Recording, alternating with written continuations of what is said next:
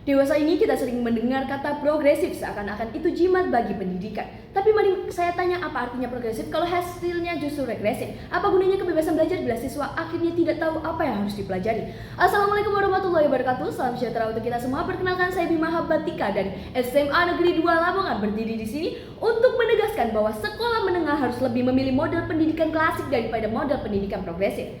Model pendidikan klasik adalah pendidikan yang menekankan grammar, logik, dan juga retorik. Tiga pilar ini membentuk fondasi berpikir, kedisiplinan, dan kemampuan menyampaikan gagasan. Sedangkan pendidikan progresif berfokus pada kebebasan siswa, fleksibilitas kurikulum, dan juga eksplorasi minat. Sayangnya hal ini seringkali mengorbankan standar akademik, struktur, dan juga pembentukan karakter. Oleh karena itu, izinkan saya menyampaikan beberapa argumen saya. Yang pertama ialah fondasi berpikir yang kokoh. Pendidikan klasik menanamkan grammar, logik, dan juga retorik. Tiga pilar ini yang membentuk kemampuan memahami ilmu, menalar, dan juga menyampaikan gagasan.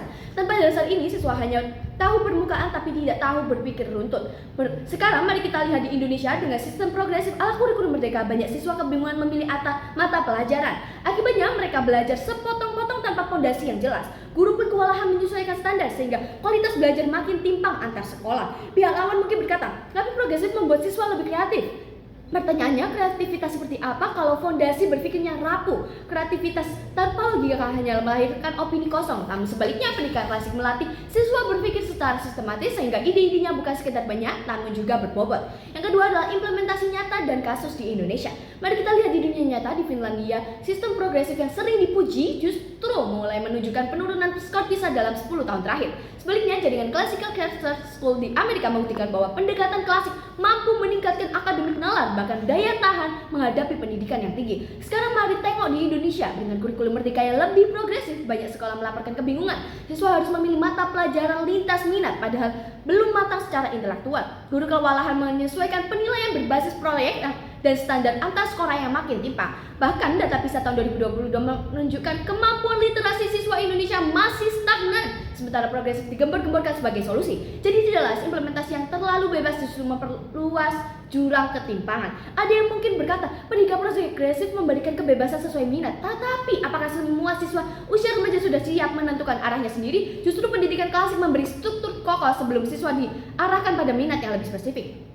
Yang ketiga adalah karakter dan disiplin. Pendidikan progresif sering jatuh pada kebebasan semu. Siswa boleh memilih apa yang dipelajari tetapi akhirnya kehilangan rasa hormat, malas, dan juga berusaha, dan bahkan rapuh menghadapi tantangan. Contoh di Indonesia jelas terlihat setelah ujian nasional dihapus, banyak siswa yang kurang serius dalam belajar. Guru-guru pun juga mengeluh bahwa tugas berbasis proyek hanya formalitas, bahkan hanya yang dikerjakan asal-asalan. Disiplin dan keseriusan belajar menurun sangat drastis.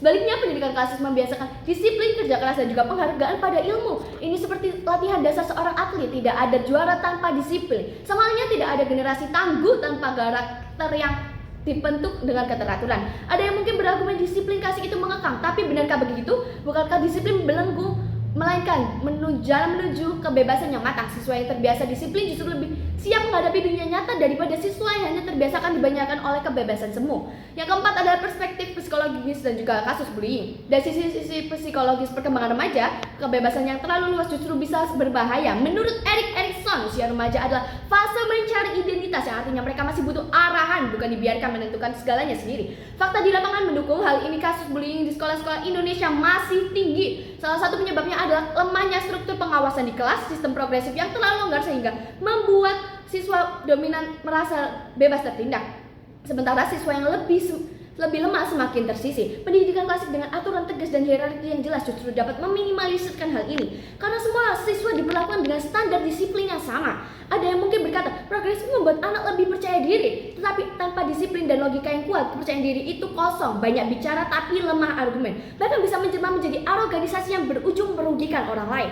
Hadirin, pendidikan klasik adalah fondasi, ia bukan penghalang kemajuan, melainkan pagar agar kemajuan tidak runtuh. Karena kebebasan tanpa fondasi adalah sebuah kekacauan. Maka saya dengan tegas sekali lagi, lebih baik generasi yang ditempa dengan logika, metodika, dan disiplin pendidikan klasik daripada 1000 generasi yang hanyut dalam romantisme progresif. Mari terapkan kurikulum dengan pendidikan klasik. Terima kasih.